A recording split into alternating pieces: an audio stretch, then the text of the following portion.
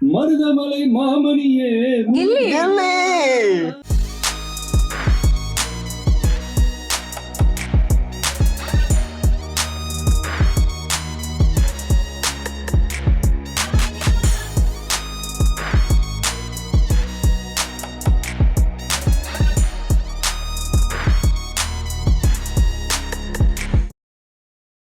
Changstock. അപ്പൊ നമ്മൾ reaction ചെയ്യാൻ പോകുന്നത് നമ്മളുടെ വിജയണ്ണന്റെ ദ ഗോഡ് മൂവിയിലെ ഒഫീഷ്യൽ ട്രെയിലർ ആണ്. അപ്പൊ അത് കുറച്ചേറെ വന്നിട്ട്, പക്ഷെ നമ്മൾക്ക് അത് ചെയ്യാൻ പറ്റിയില്ല. കാരണം എന്ന് വെച്ചിട്ടുണ്ടെങ്കിൽ നമ്മള് ചന്തയിലൊക്കെ പോയി ഇപ്പൊ വന്നേ ഉള്ളൂ. അപ്പൊ അതുകൊണ്ടിട്ട് കാരണം പോയില്ല എന്നുണ്ടെങ്കിൽ ഈ അടുത്ത ആഴ്ചയുള്ള അന്നങ്ങൾക്ക് ഭയങ്കര പ്രശ്നമായിരിക്കും. സാറ്റർഡേ മാത്രം വരുന്ന ഒരു ചന്തയാണ്. അപ്പൊ അതുകൊണ്ട് തന്നെ അന്ന് പോയില്ലെങ്കിൽ വിലക്കുറവിൽ കിട്ടില്ല. അതാണ് സംഭവം. അപ്പൊ എന്തായാലും അപ്പൊ നമ്മൾ വിചാരിച്ചു അത് മേടിച്ചിട്ട് വന്നിട്ട് ചെയ്യാന്ന്. അപ്പൊ എന്തായാലും നമുക്ക് കാണാം. കാരണം നമ്മൾ വെയിറ്റ് ചെയ്തിരുന്ന ഒരു സംഭവമാണ്. പ്രത്യേകിച്ച് കഴിഞ്ഞ ആ ഒരു സോങ് ഒക്കെ എന്ന് വെച്ചിട്ടുണ്ടെങ്കിൽ ഒരു 50-50 ആണ്. കാരണം യൂഷ്വലി നമ്മുടെ വിജയണ്ണന്റെ പാട്ട് കേറുന്ന രീതിയിലാണോ അത് കേറിയെന്ന് വെച്ചാൽ അല്ല. അതായത് പാട്ട് എനിക്ക് ഭയങ്കര ഇഷ്ടപ്പെട്ടു, പക്ഷെ അതിന്റെ അകത്തുള്ള സംഭവങ്ങളാണ് കുറച്ച് ആ ഒരു ഡിസപ്പോയിന്റ്മെന്റ് തന്നത്. പക്ഷെ വേറൊരു കാര്യം, ഞാൻ അന്നേരവും പറയുന്നുണ്ടായിരുന്നു വെങ്കട് പ്രഭു പടമാണ്, എവിടെ ഒരു പ്രതീക്ഷ വെക്കണം. കാരണം നമുക്ക് അറിയില്ല അദ്ദേഹത്തിന്റെ ഒരു സ്റ്റൈൽ എങ്ങനെയാണ്. ചില സമയത്ത് ഭയങ്കര സംഭവമായിരിക്കും, ക്യാരക്ടേഴ്സ് ഒക്കെ നല്ല വ്യത്യാസമാവാൻ സാധ്യതയുണ്ട്. അല്ല അത് മാത്രമല്ല, ചില സമയത്ത് ഭയങ്കര സംഭവം, ചില സമയത്ത് അതിന്റെ വേറെ ലെവലും ആവാം, താഴെ മേലെയും പോവാം, ഏത് സമയത്തും പോവാം. അപ്പൊ അതെന്തായാലും നമുക്ക് കണ്ടന്റ് അറിയണം. യുവൻ ശങ്കർ രാജ മ്യൂസിക്കൽ അതിലും ഭയങ്കരമായിട്ടുള്ള പ്രശ്നങ്ങളുണ്ട്. അതെ, എല്ലാവരും ഭയങ്കര ഒരു പുതുമയാണ് നമുക്ക്. ശരിക്കും എനിക്ക് നമ്മള് മങ്കാത്തയിലെ അജിത് സാറിനെ എങ്ങനെയാ നമ്മൾ കണ്ടത്, അപ്പൊ ഒരു ഡിഫറെന്റ് ഉണ്ടായിരുന്നില്ല. പിന്നെ പുള്ളിക്കാരൻ ഓൾറെഡി നെഗറ്റീവ് ചെയ്യത് വേറെ കാര്യം. പക്ഷെ ഇവിടെ വിജയണ്ണൻ എന്ന് പറയുന്നത് നമ്മുടെ യൂഷ്വൽ വിജയണ്ണ നല്ലത്, അതാണ് സംഭവം. പിന്നെ നമ്മളെ ഇതിന്റെ അകത്ത് വിക്കിപീഡിയയിൽ നോക്കുന്ന സമയത്ത് ജോണർ തന്നെ സയൻസ് ഫിക്ഷനും വരുന്നുണ്ട്. അപ്പൊ എന്തൊക്കെയോ കാണിക്കാൻ വേണ്ടി പോകുന്നുണ്ട്. ക്ലോൺ ആണെന്നൊക്കെ പറയുന്നവരുണ്ട്. കഴിഞ്ഞ പ്രാവശ്യം സ്പാർക്ക് വന്ന സമയം അങ്ങനെയാണെന്ന് വിശ്വസിക്കാം. അപ്പൊ എന്തായാലും നമുക്ക് നേരെ കാണാം. നമ്മളൊന്നും പറയുന്നില്ല, നേരെ ട്രെയിലർ കണ്ടിട്ട് പറയാം അല്ലെ. റെഡി?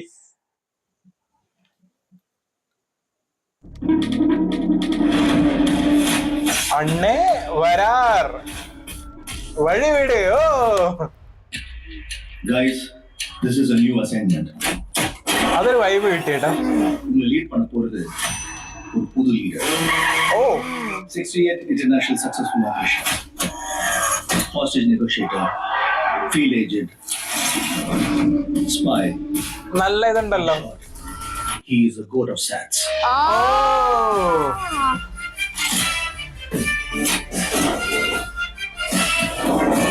നല്ലതാണല്ലോ വിഷ്വൽസ് ഒക്കെ. குழந்தை நல்லா இருக்கு, ஒன்னும் டென்ஷன் ஆகாத. எனக்கு குழந்தைய நினைச்சுலாம் டென்ஷன் இல்ல, காந்திய நினைச்சுதான் டென்ஷன். இப்பெல்லாம் அலோஃபா சுத்திட்டு இருக்காரு, வீட்டுக்கும் டைமுக்கு வரதில்ல. சத்தியமா கொடுக்கூடாதுடா. ஏதாவது பொண்ணோட தொடர்பு இருக்கும்னு கொஞ்சம் சந்தேகமா இருக்கு.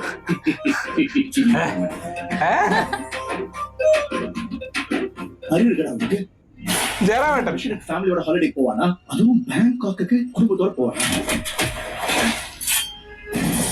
நான் அனுபவிச்ச இந்த பெயின காந்தியும் அனுபவிக்கணும். You are in danger.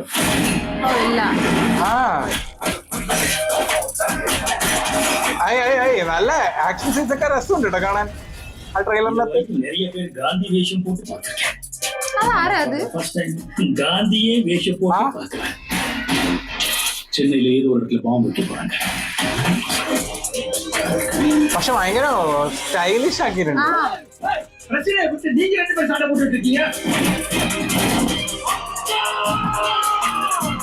என்ன முடியலன்னு சொல்லு, நான் பண்றேன்.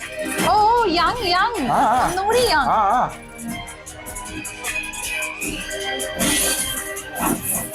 പക്ഷേ ട്രെയിലറിൽ അങ്ങനത്തെ പ്രശ്നങ്ങളൊന്നും ഇല്ല കേട്ടോ. സ്ക്വാഡ് വിട്ട് പോയി 10 വർഷം ആச்சு. எப்படி யோசிக்கிறீங்களா? ഓ எவ்வளவு வயசான என்னையா,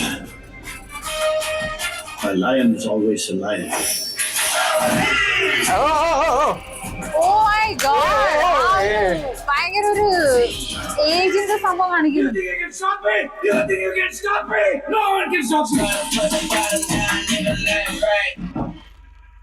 மருதமலை மாமணியே கில்லி.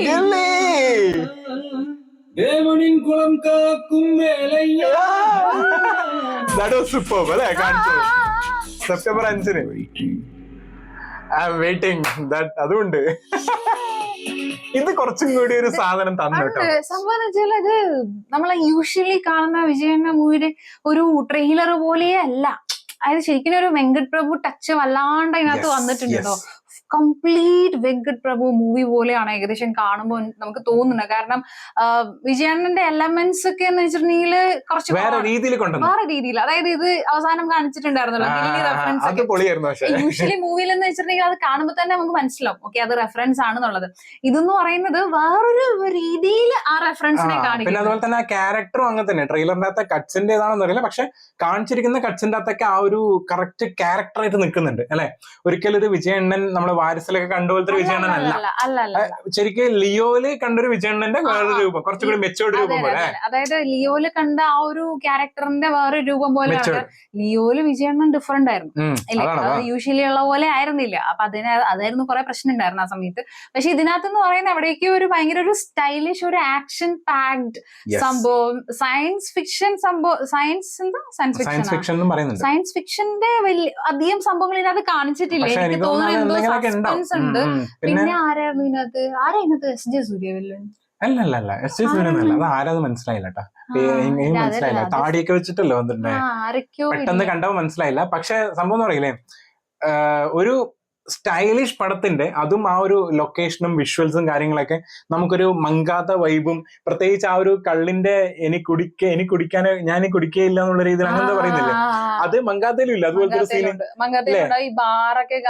അത് മാത്രല്ല സ്വന്തമായിട്ട് തന്നെ പറയുന്നില്ലേ ഞാൻ കുടിക്കാൻ പാടില്ല എന്നൊക്കെ പറഞ്ഞിട്ട് അങ്ങനെ എന്താ പറയുന്നില്ല. അത് അതേപോലത്തെ ഷോട്ട് ഇന്നത്തെ കാണിച്ചു. പിന്നെയാണെങ്കിൽ ഭയങ്കര യങ് ആയിട്ടുള്ള ഒരു വിജയണ്ണനെ അവിടെ കാണിച്ചു. അതായത് ഒരു നമ്മളെ ഏകദേശം നമ്മുടെ മാത്യു തോമസിനെ ഒക്കെ പോലത്തെ ഒരു പ്രായത്തിലുള്ള ഒരു വിജയണ്ണനെ അവിടെ കാണിച്ചിട്ടുണ്ടായിരുന്നു. ഒരു യങ് ഒരു ഗ്ലിംസ് ആയിരുന്നു ഉണ്ടായിരുന്നത്.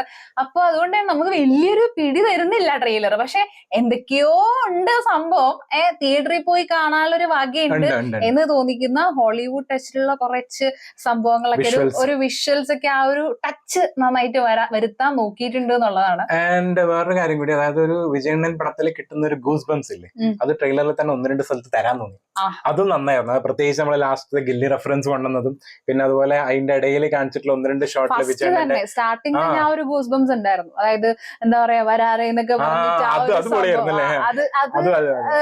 പിന്നെ അതുകൂടാതെ തന്നെ ഇൻ ബിറ്റ്വീൻ വരുന്ന ആ ഒരു ഡയലോഗ് ഡെലിവറി സംഭവങ്ങളൊക്കെ അതിലൊക്കെ ആ ഒരു ഗൂസ് ബംസ് ഫാക്ടർ ശരിക്കും എന്താ പറയുക, ആ ഒരു കഴിഞ്ഞ സോങ് സ്പാർക്ക് സോങ് വന്ന സമയത്താണെങ്കിൽ നമ്മൾക്ക് ഒരു ഡൗട്ട് ഉണ്ട്. പക്ഷെ എഗെയിൻ എനിക്ക് ആ ഒരു ക്യാരക്ടർ ഇല്ലേ അതിനെ പറ്റിയിട്ട് എഗെയിൻ ട്രെയിലറിൽ എന്തോ ഒരു സംഭവം ഇല്ലേ, ഒന്നും കുറച്ചും കൂടി ഡീറ്റെയിൽ സീരിയസ് ആയിട്ടുള്ള ഒരു ക്യാരക്ടർ പോലെ ഉണ്ട്.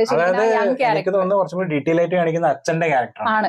അച്ഛന്റെ ക്യാരക്ടറാണ് കൂടുതൽ കാണിക്കുന്നത്. നമ്മളെ ബിഗിലൊക്കെ ആ ഒരു സോൾ ഉണ്ടായിരുന്ന പോലെ അച്ഛന്റെ ക്യാരക്ടറിനാണ് ഭയങ്കര ഇമ്പോർട്ടൻസ് കൊടുക്കുന്നത്.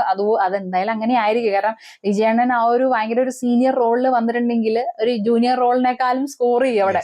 അപ്പൊ അത് വേറെ സംഭവമാണ്. അതല്ല ഏജ് മാറ്റർ അല്ല എന്നൊക്കെ അവിടെ കുറെ വട്ടം പറയുന്നുണ്ട്.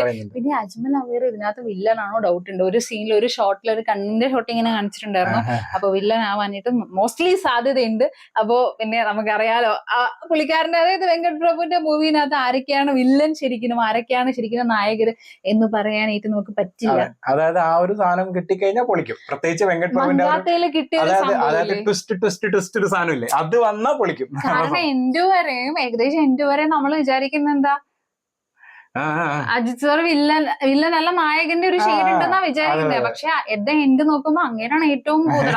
അപ്പൊ അങ്ങനത്തെ ഒരു ക്യാരക്ടറൊക്കെ ആയിട്ട് ഇനി കൊണ്ടുപോകാൻ അറിയില്ല. കാരണം ഇപ്പൊ എനിക്ക് തോന്നുന്നു വിജയണ്ണൻ അങ്ങനത്തെ റോൾ എടുത്താലും വലിയ പ്രശ്നമൊന്നും ഇല്ല തോന്നുന്നു. കാരണം ചിലപ്പോൾ മുന്നേക്ക് ആണെങ്കിൽ ചിലപ്പോൾ പ്രശ്നം ഉണ്ടാവും, ഫാൻസിന് അത്ര വലിയ ഇഷ്ടപ്പെടില്ല. പക്ഷെ ഇപ്പൊ ഏകദേശം അദ്ദേഹം 1-2 മൂവീസ് ഒക്കെ ഉള്ളൂ എന്നൊക്കെ പറയുന്നുണ്ട്. ഇനി അപ്പൊ അങ്ങനത്തെ ഒരു സാഹചര്യത്തിൽ ചിലപ്പോൾ അങ്ങനെ ഒരു റിസ്ക് എടുക്കാം അല്ലേ. എന്തായാലും ഇതൊക്കെയാണ് നമുക്ക് കണ്ടപ്പോൾ തോന്നിയത്. നിങ്ങളുടെ ഒപ്പീനിയൻ പറയാ. കാരണം നമ്മളിത് പിച്ചിരിയായി വന്നിട്ടുണ്ടെങ്കിൽ ഇപ്പോഴാണ് കാണുന്നത്. അതുകൊണ്ട് നമ്മൾ ഫസ്റ്റ് ടൈം കാണുകയാണ്. അതുകൊണ്ട് അല്ലാണ്ട് നമ്മൾ 10 പ്രാവശ്യം കണ്ടിട്ടല്ല റിയാക്ട് ചെയ്യുന്നത്. അപ്പൊ അതുകൊണ്ട് തന്നെ ഇതാണ് നമ്മൾ ഫസ്റ്റ് കണ്ടപ്പോൾ നമുക്ക് തോന്നിയ ഒരു സംഭവം. നിങ്ങളുടെ ഒപ്പീനിയൻ കമന്റ് ബോക്സിൽ മെൻഷൻ ചെയ്യാം. അടുത്ത വീഡിയോയിൽ കാണാം.